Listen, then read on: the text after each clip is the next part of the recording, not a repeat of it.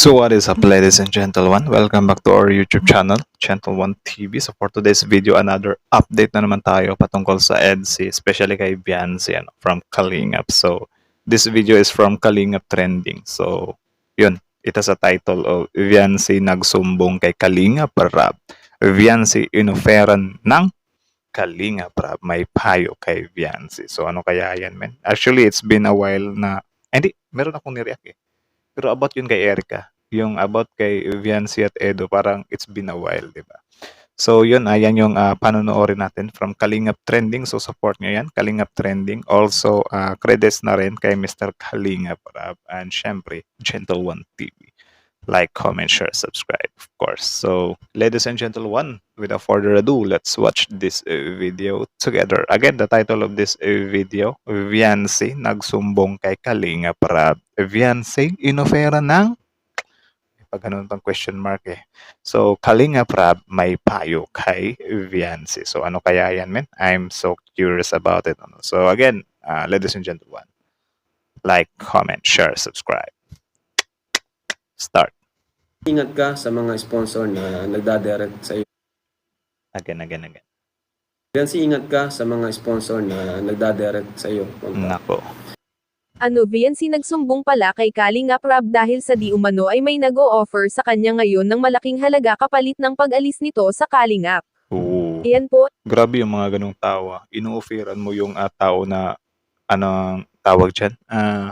Dyan na siya namulat. Ino-offeran mo ng malaki para lang umalis. Like, ganun na ba talaga kalaki yung galit mo sa mga Kalingaps, men? Huwag ganun.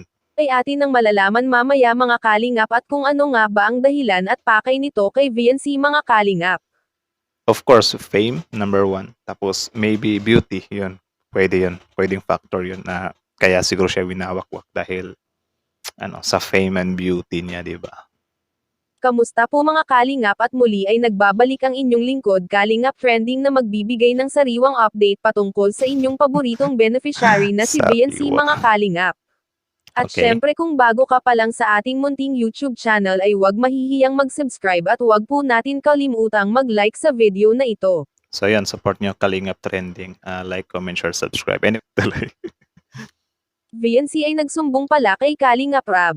Aminin na po natin ngayon mga Kalingap na sikat po talaga ngayon si Beyonce bilang isang beneficiary at Kalingap Angels. agree ako dun. Kaya naman hindi nakapagtataka na marami ang nahuhumaling sa kanya kaya naman gusto siyang makuha para pagkakitaan mga Kalingap. Actually, unique nga yung beauty niya eh. Hindi natin maiaalis mga Kalingap na marami sigurado ang nag-o-offer po talaga kay Beyonce ngayon ng mga bagay na mas malaki pa sa ibinibigay ni Kalingap Rap. Dito nga po ay umaatake po talaga mga Kalingap ang mga pekeng sponsor na nagpapakilala kay Beyonce at lihim na tumatawag sa kanya para makakuha pa ng mas malaking impormasyon. Actually, itong mga ganito, may advantage na nga itong sila Beyonce kasi if ever na ganyan. Halimbawa ganyan, sobrang laki talaga ng offer ng sponsor. Tapos, syempre, iisipin mo na nila na magpapatukso ba ako dito. Ngayon, pwede nilang gamiting, tawag dyan, pagkumparahan yung nangyari kay Erica, na yun, nung una, pumunta nga siya sa sponsor, nakatanggap siya ng mga rektang pera. Pero at the same time, ano nga ba yung kapalit nun? Yun, nadumog siya ng bashing, di ba? Tapos parang nahirapan na siyang bumalik sa social media. So parang ganito, yung kay Viancy, of course, bago siya mag-decide na gumawa ng, tawag dyan, gumawa ng wrong move, syempre yun yung tingnan niya muna na, oh my goodness, baka magaya ako dito kay Erica. So, parang yung nangyari kay Erica, parang yun pa yung magsisave sa kanila, di ba? Kasi yung experience ni Erica, pwede nilang tingnan yun as ito pala yung mga consequences. Pero I think itong si Beyonce naman, kahit na hindi niya nakita yung nangyari kay Erica, ano pa rin naman talaga. Kasi nakikita ko siya sa marunong talaga siyang tumanaw ng utang na loob. So kahit na siguro, pero yung ibig kong sabihin ba yung ibang tao na kapag madadala sila, dapat yun yung pagbasihan nila, yung nangyari kay Erica, di ba? Naging issue na rin po talaga ito noon kay VNC kung saan dumidirekta ang mga sponsors kay VNC pero hindi po ito ine-entertain ni VNC sa halip ay isinasangguni ito ni VNC kay Kalingap Rab. Okay. May nangyayari po kasi na under the table na bigayan dito kung saan itong si hindi kilalang mayaman na sponsor ay gagamit pa ng isang tao na siya naman kumukontak kay VNC mga Kalingap. Ang So parang nagkakaroon sila ng middleman ngayon. Grabe din yung galawang ganun Dos po kasi nila ay itong si ginamit ni mayamang sponsor kapag nakumbinse niya si VNC sa pakay nito ay malaki ang makukuha niya ditong porsyento kay mayamang pekeng sponsor mga Kalingap. May mga pekeng sponsor po kasi na ang gusto ay makuha ang magandang beneficiary kagaya ni VNC at kagaya rin ng nangyari po noon kay Erica. Nako. Kaya Yun din, kita nyo naman yung nangyari kay Erica, di ba? naman po si VNC ay mas minabuti niyang isumbong kay Kalingap Rab ang ganitong klaseng mga transaksyon na ginagawa para maging alerto ang lahat ng beneficiary kagaya niya. Okay. Ang sabi po kasi noon ni VNC ay hindi siya tumatanggap at hindi siya tatanggap ng kung ano basta hindi dumaan po sa Kalingap which is tama naman ang desisyon ni VNC. O, di ba? Yan yung isa sa kinabiliban ko kay Beyonce, man. I know for sure kayo din. Comment down below kung napabilib din kayo sa ganong ugali ni Beyonce. Ganon din naman si Carla at yung iba na nag-i-stay sa Kalingap, di ba? Right. Samantala ang payo ni Kalingap Rab ay atin ang masasaksihan sa ikalawang pagkakataon patungkol sa mga gustong manlinlang kay VNC makikita po natin sa video mga Kalingap. Okay. What's that? Ayaw ni Beyonce na tumanggap na direct sa sponsor. Opo, yan po yung sinabi niya sa akin. 'Di ba? Sabi ko nga sa kanya, 'di ba tandaan niyo yun, nag-live ako noon. Na sabi ko sa kanya, Beyonce, ingat ka sa mga sponsor na nagdadirect sa iyo. Okay. Tapos ang reply ni Beyonce sa akin, ay hindi po, Kuya Rab, sa iyo na, kayo na pong bahala. 'Di ba?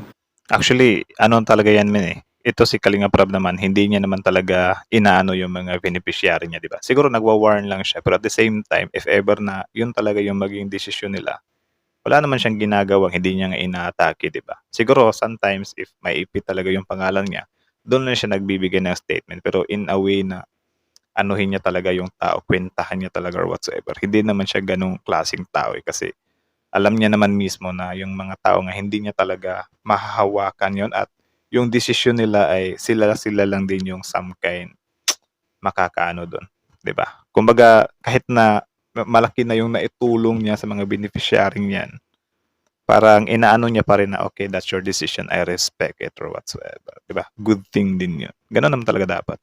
Tuloy. Kino pong bahala. Grabe po ang respeto ko sa inyo. O, 'di ba? Yun yung sagot ni Beyonce sa atin na nagustuhan naman po natin. Pero di man po ibig sabihin na pag tumatanggap na ng sponsor is wala Yan. nang respeto. Iba-iba po kasi yan eh. Iba-iba. Depende po talaga mga kalingap. Grabe. Depende sa Naubos ang bilib sitwasyon. ko. Basta ako, ang gusto ko lang, loyal sa atin. Gusto ko lang is may minsan dyan din natin sila natetest. Bakit ganito kabait si Kalingap Rab, guys? Di ba siya napapagod ng ganyan? Hindi. What I mean is, medyo nakakaingit lang yung ganong level ng kabaitan, di ba? Like, grabe. Di ba? Kasi kung sa iba pa yan, wala na. Binash na yan ng todo eh. Or kwinentahan na yan ng todo. Basta ako, gusto ko is, alam na nila kung ano yung tama at mali. Yun. Kasi ano rin naman yan eh, kumbaga, alam na nila kung nung dapat iwasan. So yun, ladies and gentlemen, that's from Kalingap Trending. So support nyo yan. Original video link in the description box below. Of course, before you leave in our YouTube channel, don't forget to subscribe our YouTube channel, of course. And then, yeah, kita nyo naman yun, di ba? Anyways, kayo, comment muna kayo sa baba kung ano yung masasabi nyo sa usaping ito. About nga kay Beyonce, yung some kind loyalty niya or yung sa sponsor kung paano niya i-hold yung sarili niya, di ba? Comment din kayo sa baba, pag-usapan natin yan. Tapos, men, grabe. Yan nga, sabi ko sa inyo kanina na yung kay Beyonce, pwede siyang i-take as, tawag dyan. Pwede siyang mag-reflect dun kay Erica. So yun, pwede niya nga yung pag-reflect ka na, na yung nangyari nga kay Erica, pwede na yung i-take na, oh my goodness, ito pala yung mangyayari sa akin if ever na tanggapin ko rin ito or magpatukso ako sa mga sponsors na ganito.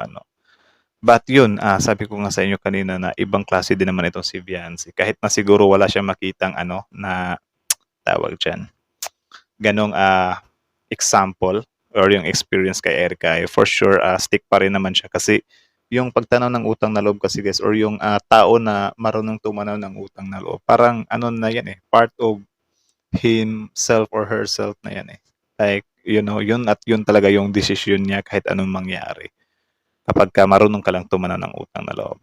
Tapos yun, yung part na yon sobrang nabibilib talaga ako kay Beyonce doon. Pero, ito sinabi ni Kalinga Prab na, yung sinabi niya nga na, di naman porket tinanggap niya yung sponsor ay ano na yon, di ba? Kasi something like that, parang naiintindihan niya rin kasi syempre yung mga taong yan galing lang din yan sa hirap, di ba? May mga instances din talaga na tutukso sila. But that doesn't mean na gano'n na talaga sila kasamang tao. It's just siguro natukso lang talaga sila, di ba? So, ganun, mas nakakabilib din yon yung ginawa ni Kalinga Prab dito na parang inaano niya rin ba na bibigyan ko kayo ng advice na yun nga maging loyal kayo sa akin. Pero at the same time, kung hindi nyo talaga magawa, okay lang din naman sa akin. Pero yun lang, consequences doon, putol ang ugnayan talaga. So yun, that's kinda crazy.